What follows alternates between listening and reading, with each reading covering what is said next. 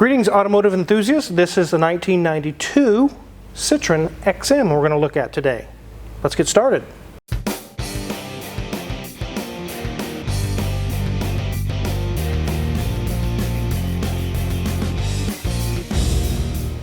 Wizard, this is not your Oasian Bob's channel. Oh, that's right, but it is his car. Many of you have been seeing this car in the background. I want a video on the Citroën, people keep saying. I know some people say Citroën or said different ways of pronouncing it. I just pronounce it like Jeremy Clarkson does. He says Citroën. So does James May. They all say Citroën. I love to say Citroën, and that's the way I'm going to say it. This is a 92 XM. No, not the XM satellite radio. This was even before that was even a thing.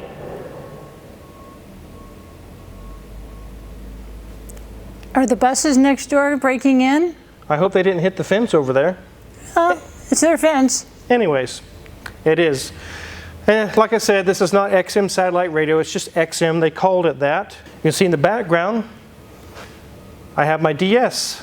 I'm awaiting the title, and it will soon be going up for sale. You'll see a video on it. But we're not talking about that one today. We're talking about your Oasian Bob's. He brought it here because it won't start. He's tried various different things. He bought it. I think it wasn't running. And he's just like, I don't want to play the guessing game. I'll just take it up to the wizards and get it figured out. We have it figured out. But first, let's take a look around this cool little Citroën. Here is the front of this beautiful XM, and you can see by the headlights it is not a US import. It was imported in a different fashion or a different way. I don't know the story behind that. But if it was US import, it would have a plastic piece right here. And over here would be an early 90s Pontiac Grand Prix headlight. Yeah, that's what they used because they were already certified for US specifications. And here we go down this side. You can see the suspension is collapsed right now, just like my little Citroën. It can actually raise itself up when you start the engine. Unfortunately, the engine will not start right now. But it is not beat up or rusted. On this side, everything looks good. And you can see it says Citroën or Citroën XM. Tag says OVNI 2. I'm not sure what that means. The rear end is really cool looking. Down this side is equally as nice. It's got a few dents on the front quarter panel. It's also missing a pillar cover right here, a little piece of plastic or whatever. But the rest is in very good shape. Working on cars can be very frustrating. Here at my shop, we work on so many different makes and models and years that I sometimes have to call a friend that's an expert in a specific model to help me with an elusive problem. There's just no way a mechanic can know everything about every car with the thousands of different configurations they come in. Asking for help isn't a sign of weakness, it's just part of life. That's exactly like what BetterHelp, the sponsor of today's video, can do for you. They know it's hard to ask for help sometimes. It can feel like you're exposing a shortcoming. But in reality, seeking therapy is actually a sign of strength and self-awareness. You don't have to have a clinical mental health issue like depression or anxiety to benefit from therapy. BetterHelp is there to help you through those difficult times. Wouldn't it be nice to better understand yourself, develop healthier habits, and learn effective ways to cope when the going gets tough? BetterHelp's therapists are carefully selected and well qualified to help you. They have over 7,000 reviews and a 4.5 rating on Trustpilot. But if you have any questions about the brand, like how the therapists are licensed and vetted, how the brand handles customer privacy, and even therapist compensation, I've included a link in the description below that goes into all these questions and more. BetterHelp's goal is to make therapy easier. All you have to do is fill out a questionnaire and they will match you to the therapist in as little as a couple of days. If you don't like your first therapist match, you can easily switch to another one. If you're struggling and think you'd benefit from therapy session, click on the link in the description below or go to betterhelp.com/carwizard and get 10% off your first month of therapy. If you're like me, you spend hours every week working on your car, why not spend a few hours working on you? Check out that link in the description. Now back to this Citroën. There we are, 91,410 miles. And I love this gauge cluster. It is so classic of European 90s cars. Reminds me so much of what we had in the States, a lot of Volvos. But if I take my hand off that light so we can see a little better, I love the shelf design. It almost looks like it could open and close, but it doesn't. It's got this nice little hood to keep the shade on it so it doesn't get washed out with the sun. But look at this dash. It's in great shape. So many cars of this era are spewing its guts. I love the little accent piece on our glove box with a little bit of wood trim. Got push button HVAC controls in our center section and some more push button controls over there next to kind of behind the steering wheel. And as we move down, you'll see that there's wood panels. But let's go ahead and push the music one. Opens up, we have the stereo behind that. And if we open up the cigarette there, we can get our ashtray. So yeah, that's a nice way to keep things covered and hidden, and they're in really good shape. We have our gear selector. Now with 91,000 miles and the age of the car, the leather is starting to show some cracking. But again, it's in really good shape for the age that it is.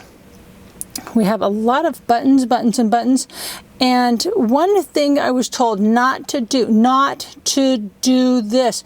Eurasian Bob said, don't touch the button, and so I'm not going to push that. I didn't touch it, I just pushed where it was at. I didn't actually press it, but then we push that button, it disables the radio, and so you have to get the code back in, and so he said, don't push it, it works.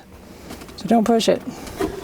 We go into our center section here, you can see that we have just a piece of paper, and just is nicely covered. There's no cracks in this leather or anything, it's in good shape. Seats have a nice bolster on the side, shockingly.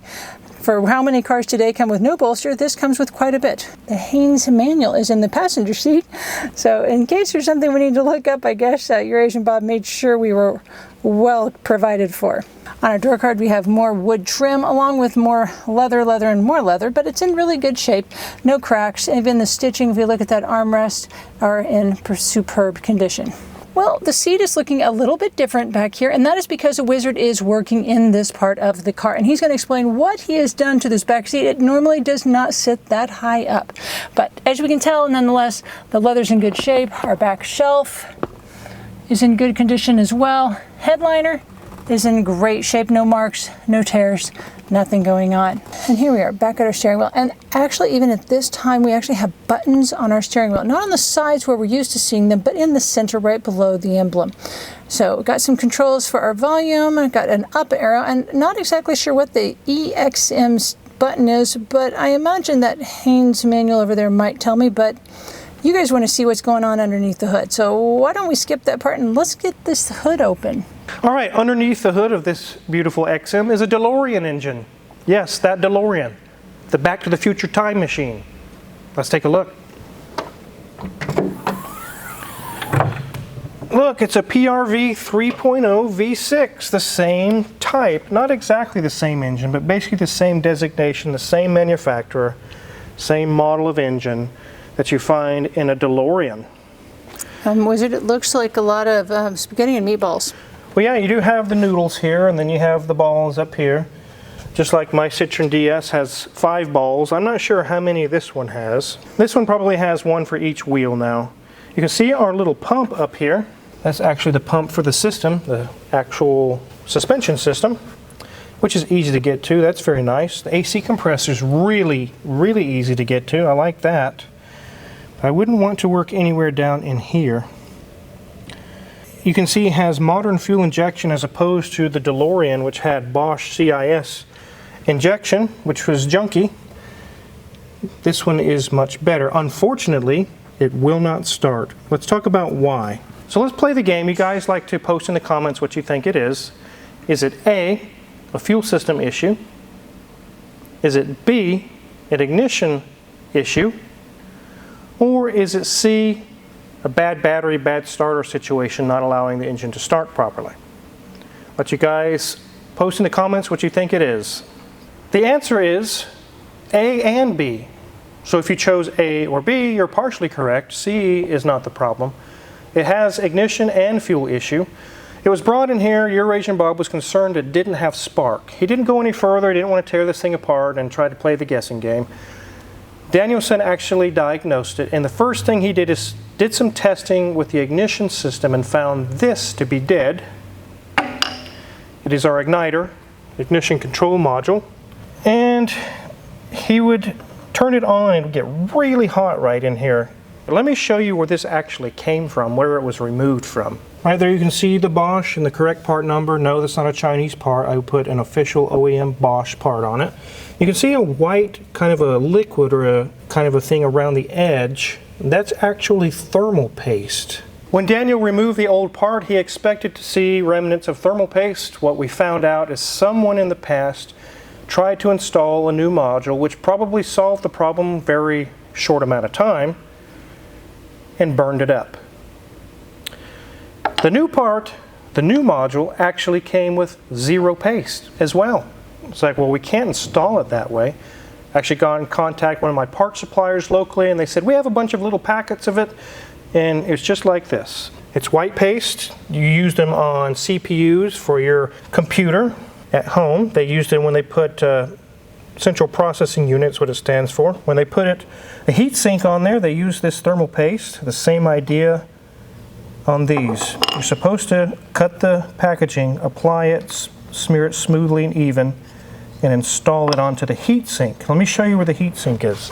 The metal backing plate that actually bolts to the module absorbs all of that heat and pulls it away from the module. So without having that paste, the heat wasn't able to transfer fast enough into that backing plate, and it literally cooked the ignition module, and away went the spark. The spark died again. So that solved the spark situation. We got the new one installed, it had spark, and if I sprayed a little tiny bit of starting fluid, the engine would actually come to life, which it never would do before. But it still wouldn't start. So now we've got past the spark issue. We had to dive in and find out what else is wrong. So for an engine to start, you need three things. You need fuel, air, and ignition, spark. When you get those things in there, it should at least make smoke or run or do something. But it would crank forever, it wouldn't start. And like I mentioned, I just put a small amount of starting fluid, it would come to life. So I knew there's no other problem here but fuel. Why is it not getting fuel? When Danielson actually removed the cover to the fuel pump, which I'm going to show you here in a minute, we found the picture just like this, a mouse nest. And that scared us at first, like, oh no, a bunch of chewed up wires. It ended up not being what was the problem. Let's go ahead and go to the back seat, Mrs. Wizard. Whoa, Wizard, we're not that kind of channel. No, not that kind of stuff. That's where the fuel pump is. Come on, where's your mind, Mrs. Wizard? Well, you know, you do have a lot of boy viewers. That's true. All right, let's head back there. Oh, that's a good plan. You stay on that side, I'll stay on this side. Yes. So, back in 1992, Citroën actually cared about you people.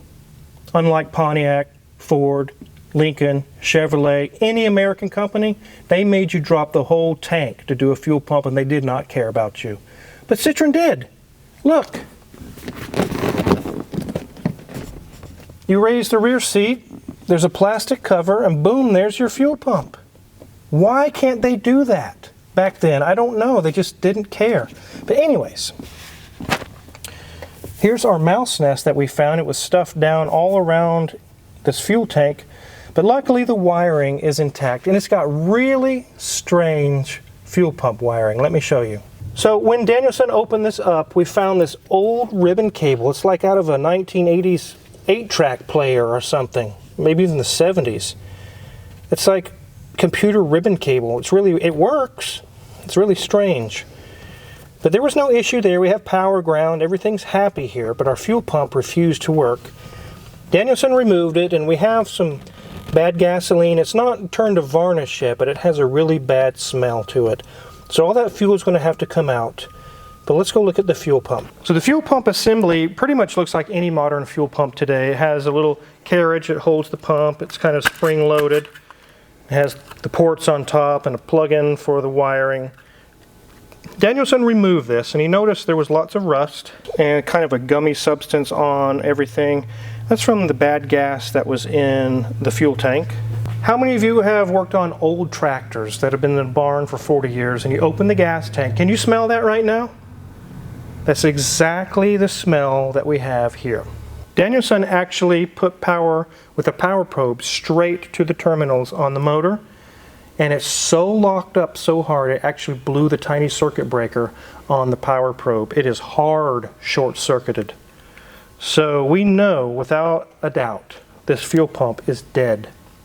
We can reuse this whole assembly, we just need the actual little pump. The fuel level sender still works amazingly. So now we're going to be on the manhunt for the pump assembly itself. Stabling could have helped this situation if they would have put some in the fuel, but I don't know how long it's been sitting there. I estimate 5 years. 2 to 5, somewhere around in there. When it gets much more than that, the gas actually turns into a brown sludge and really starts damaging things. So we haven't gotten to that point, luckily. I know with confidence, once we get this fuel pump situation solved, put it back together, the engine will start, because I know it will start with starting fluid. If it just had some fuel, it'll run.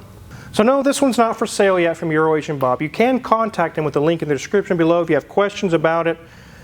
Obviously, we need to fix it first and get it running.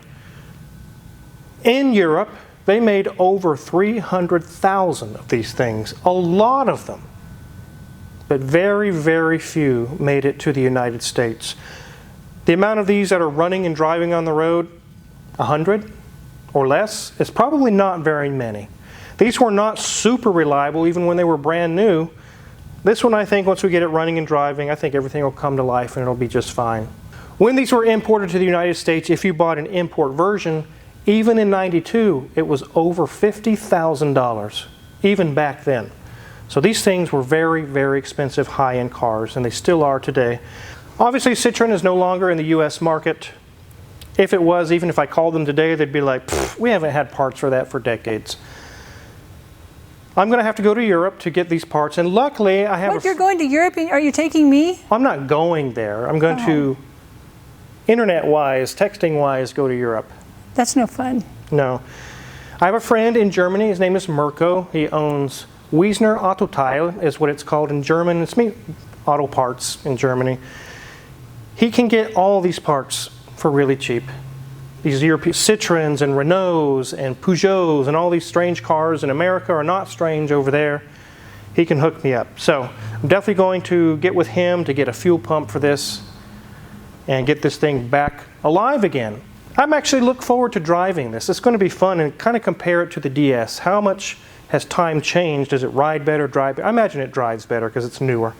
So if you're curious what kind of tools we use to work on this XM or any other car in the shop, check our Amazon affiliates link in the description below. If you purchase anything there, we get a small cut. We really appreciate it. And make sure to hit the subscribe button because we have tons more videos to come. Thanks for watching.